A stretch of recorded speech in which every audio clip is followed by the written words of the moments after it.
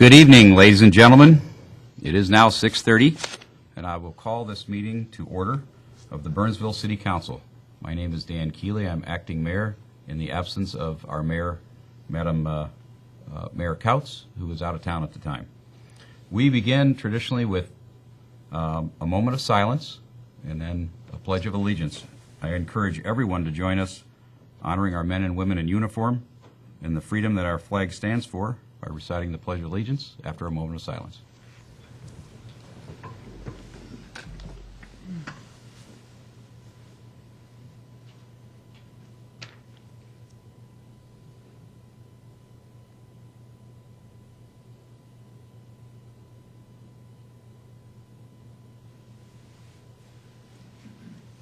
We pledge allegiance to the flag of the United States of America and to the republic for which it stands, one nation, under God, indivisible, with liberty and justice for all.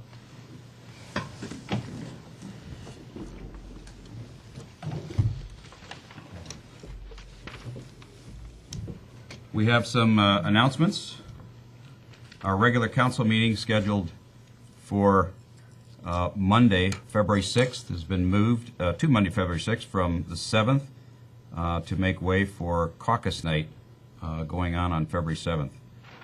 Our next council meeting in February will be February 21st at 6:30. Our work session for the month of February is Valentine's Day, February 14th. Just a little reminder for all the guys out there. And our all-day work session is going to take place on Friday, January 27th at 8:30 a.m. at the Summit, which is at 1500 McAndrews Road here in Burnsville. We don't have any proclamations, so we'll move into citizen comments. This is an opportunity for anyone in the audience to address our council on any item that is not being addressed on our current agenda. Citizen comments, this is not necessarily the forum to lobby an item that is on the agenda or that isn't planned for a future agenda. If there is anyone who has any comments whatsoever, please approach the dais on the other side of myself. Any citizen comments? Okay. Thank you. Now I'll ask for any additions to the final agenda. Any from staff? None from staff, Mr. Acting Mayor. Anyone else in staff? Anyone from the audience would like to add something to our agenda? Council, anything to add to the final agenda? All right, we'll move forward. We are now at the point where we consider a group of items that we consider routine. They are on the consent agenda. All items on the consent agenda are enacted by one motion. However, anything on this consent agenda may be removed and discussed separately as a single item and voted on separately. Is there anyone in the audience that wishes to remove any of our consent agenda items for separate discussion? Seeing none, anything from staff? None from staff, Mr. Acting Mayor. Fellow council members, anything to be removed? No. No? Well, somebody noted an H and F on this, so it must be an old cheat sheet. Okay. With that, I'll entertain a motion from the council on our consent agenda items. Motion to approve. Second. Councilmember Coughlin made the motion, seconded by Councilmember Sherry. All in favor? Aye? Aye. Aye. Opposed? And the motion passes. Now we move on to our regular agenda. And the first item up is a public hearing. We are considering a resolution, glasses would help, ordering project approving plans, specifications, and ordering advertisement for bids for improvement to the Washburn Avenue Union Pacific Railroad crossing, number 11-105. Mr. Ryan Peterson, our city engineer, will have a presentation to us before we open the public hearing. Great. Thank you, Mr. Acting Mayor, members of the council. As you stated, this is for our project number 11-105, Washburn Avenue Railroad Crossing. I'll go through the process overview, how we got to this point and what we look to in the future. Go discuss the project specifics, and then costs and special assessments. In 2010, the rail that we talked about, this is at Washburn Avenue out in the western part of town, just north of Trunk Highway 13, was closed by the private owner, which was Kramer Mining Materials. There was an accident there, and they basically decided they didn't need the liability with that crossing, so they closed the crossing. It's privately held, and that was their prerogative. In the meantime, basically it'd be better for the city and the property owners there if that rail crossing was open. A year later, in October of this year, we actually were able to speak with the Union Pacific Railroad, who operates the rail, to discuss possibly reopening the crossing. And amazingly, this never happens, but amazingly, they basically said, okay, we agree with the thought of this, and why don't you, you got our informal approval, you just got to go through the steps to make it final. You got to work with MnDOT, you got to upgrade it, and we won't make the improvements cost-wise, you have to pay for those, but we'll go for it. And to get cooperation like that from the rail generally doesn't happen, so we were very pleased. In November, you ordered a study, a feasibility report for the crossing. We've met with the property owners to the north who will most benefit from it, completed our study, completed our plans, and then we're at this point right here now at the council meeting, the public hearing to consider ordering the project. This will be the council's saying we want the project to move forward. Everything else will be stuff we do in the future. We're still got to meet with the Union Pacific Railroad, MnDOT, and the property owners. With UP, we got to get an agreement that it will be the city's public crossing. MnDOT has to order a commissioner's order, and the property owners, we got to deal with them trying to get assessment agreements completed so that everything's laid out clearly on who's going to own and operate what facilities out there, and also discuss the assessments. Then we would receive bids. When we get the commissioner's order and the approval from the UP, award the project. We hope to be underway in the summer of 2012 with construction. We foresee most of this work being done in the same summer. It shouldn't take terribly long to complete it. If we haven't got the assessment sorted out yet, in September we would finalize the assessment process with the street reconstruction assessment hearing at the same time. And then in the summer of 2013, we come back and put the final lift of pavement down. So that's the basic process of where we are. Now the project in general, perhaps I should have shown this line right away, but the location is Washburn Avenue north of 13. So Menards is up in this location, the landfill's here. The Kramer mine is in this location. I'm sorry, I think the Menards is over here, not there. So the crossing is right in this location. We also would be completing some street and utility work on the road just north of the tracks. To get a little more definition there, the blue area is what we'd be calling crossing improvements. This would include the actual crossing of the railroad. The Union Pacific actually does that work themselves. They put in the concrete approach panels. They put in the crossing arms for safety. We pay for that, but they do all that work themselves. Everything else in blue and yellow would all be done under a city contract. So we'd have to widen Washburn out to be the same width as the existing here, and then we would be constructing water main in this location. It would be public water main, and then this would be a 3-lane road.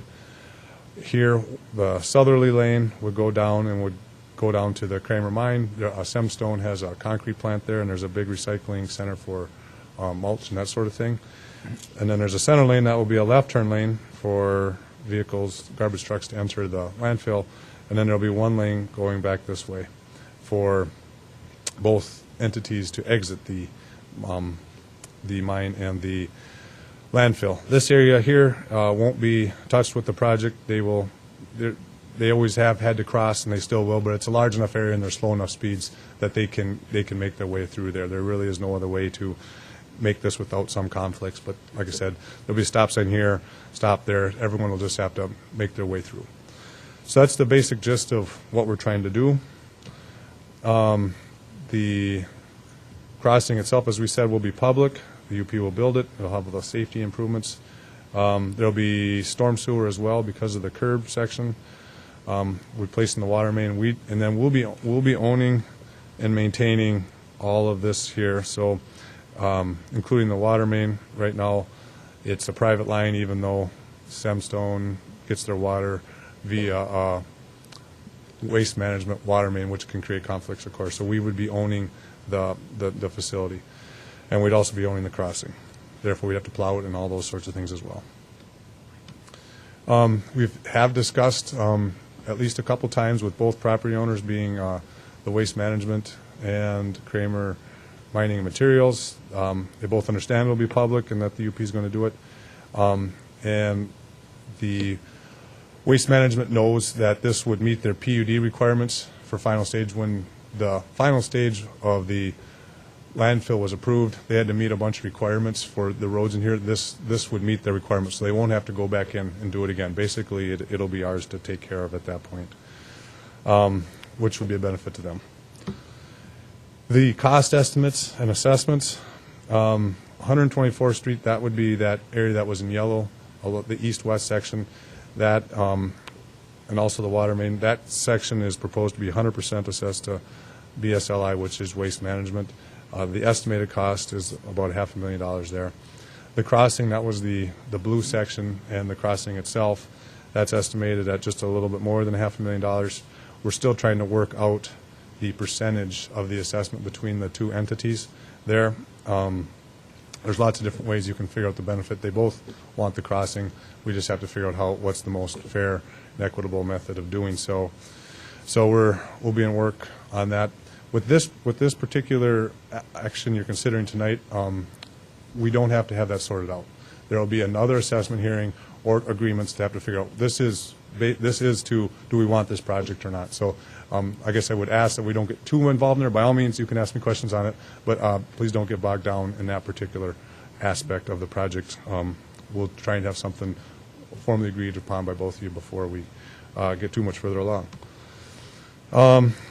As I stated, we've been working with both property owners. We are not proposing to assess anybody else in the area.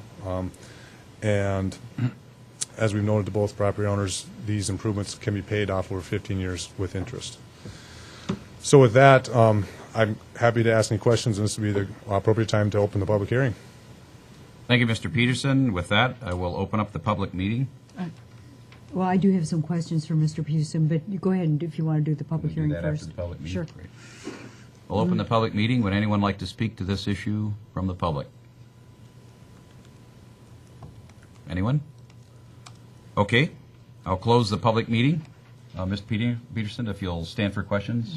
Councilmember Sherry? Yeah, Mr. Peterson, if you could put that map back up for me, thanks.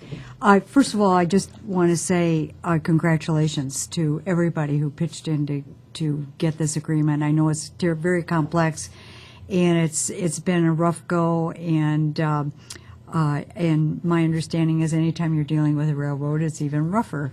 So anyway, I really applaud what you've done here. I think it's going to add to the vitality of that area, especially when we're doing the improvements to 13 and 5. And then as 13 continues to be improved, which it already is in Scott County, and we're kind of working our way that way. So I think long run it's going to be great, and I think the property owners there are going to benefit hugely from this. My question is this, and I'm not even sure how relevant it is to our discussion today. But on Washburn Avenue, point out again the improvements that UP is going to do themselves. Is that what's in blue? Madam Councilmember Sherry, this area right here is basically about it. The city's contract would involve the blue area, the So waste. it's just right over the track Yeah. itself? You know how they put those concrete panels between the? Yeah. Yeah, that's basically what it is, along with those arms that go down in the. So we don't have anything to do with that, and they call the shots there, and da-da-da-da. We Correct. only get to pay for it.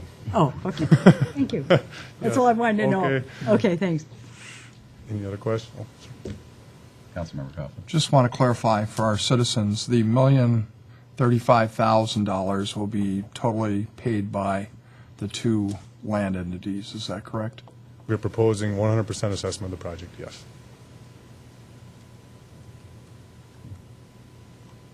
Any other questions or comments for Mr. Peterson?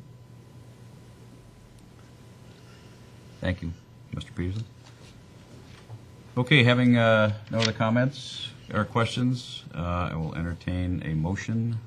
I move that we approve adopt the resolution, A4A, ordering improvements, approving plans and specifications, and ordering advertisement of bids for improvements for this crossing. Second. Motion to approve by Councilmember Sherry and seconded by Councilmember Gustafson.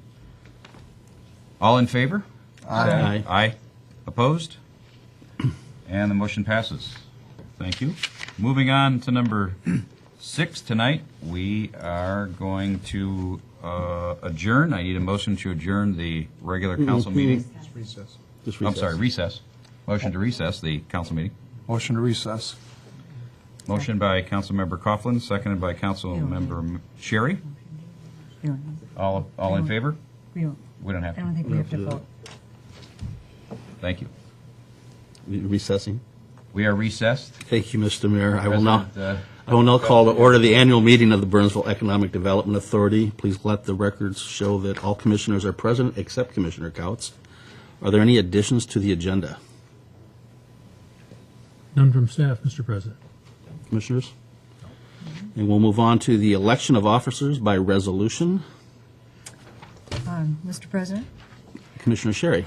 Because Commissioner Couts is not present, I would recommend it to do as we did last year, and that is defer the election of officers until our next regular meeting. Do we have a second on that? Do we need a second on I'll that? second. Second. All in favor? Aye. Aye. Matter will continue on till next council meeting. We're on to number 4, the consent agenda. Consider approval of minutes of December 6, 2011 special meeting. Move to approve. Commissioner Keeley moves to approve. Second. Second by Commissioner Sherry. All in favor? Aye. Aye. And that brings us to the regular agenda, and that's consider approval of the 2011 Burnsville Economic Development Authority Annual Report, and Mr. Nienhaus will be presenting. Thank you, Mr. Chair. Commissioners, the bylaws of the EDA stipulate that each year you will have an annual report. Staff has drafted your annual report for 2011 in a similar format as that you have had in previous years. That was provided to you in your background. Staff would recommend approval of that annual report, and staff would stand for any questions. Any questions? Entertain a motion. Move to approve. Commissioner Sherry motions to approve. Second. Second by Commissioner Keeley. All in favor? Aye. And it passes. On to number 6, and this is a public hearing. Consider amending policy number 1.138, tax abatement policy, to comply with Minnesota statute sections 116J.993 to 116J.994 regarding criteria for business subsidies. Jenny Faulkner will be presenting. Thank you, Mr. President. Commissioners, this is a housekeeping item to bring our tax abatement policy consistent with the statutory change that was made in 2008. Basically, what it does is increase the amount of abatement that the EDA and city can do on a project by about 2.5 times, so it's a good thing. The Economic Development Commission reviewed this at their last meeting on January 11th, and it was in full support. I have no other comments. We'll stand for questions, and it is a public hearing. Are there any questions before I open the public hearing? I will now open the public hearing. Is there anyone here to address this issue? The public hearing is open. Seeing no one, I will close the public hearing. I'll entertain a motion. Motion to approve. Motion by Commissioner Keeley, second by Commissioner Sherry. All in favor? Aye. Aye. And it passes. And we're on to miscellaneous. Seeing no, I need a motion for adjournment. So moved. Second. By Commissioner Keeley, motions to adjourn, second by Commissioner Coughlin. All in favor? Aye. Aye. And back to you, Mr. Mayor. I'll reconvene the regular meeting of the Burnsville City Council. We are on item number 7. This is a public hearing to consider adopting a resolution amending policy 1.138, tax abatement policy, to comply with Minnesota statutes regarding criteria for business subsidies. Jenny Faulkner, our Community Development Director, would you like to make the same comments you made at the EDA meeting? Acting Mr. Mayor, I'll be even more brief. This is the this is the same item as the EDA just approved. It also has to be approved by the City Council. So since we've done this once, we can do it quicker. Move to approve. Oh, excuse I me. got to have a public hearing. Public hearing, sorry. I'll open up the public hearing for any comments. Anyone from the public would like to make comments regarding this issue, please step up to the podium. Seeing none, I'll close the public hearing. Council? Move to Your approve. pleasure. Moved to approve by Councilmember Sherry. Second. Seconded by Councilmember Gustafson. All in favor? Aye. Opposed? And the motion passes. Thank you. Seeing no more items on our agenda tonight, in record time, I need a motion to adjourn our meeting. Motion to adjourn. Second. Motion by Councilmember Coughlin, seconded by Councilmember Sherry. All in favor? Aye. Opposed? And we are adjourned. Thank you very much for tuning in to commercial-free local television.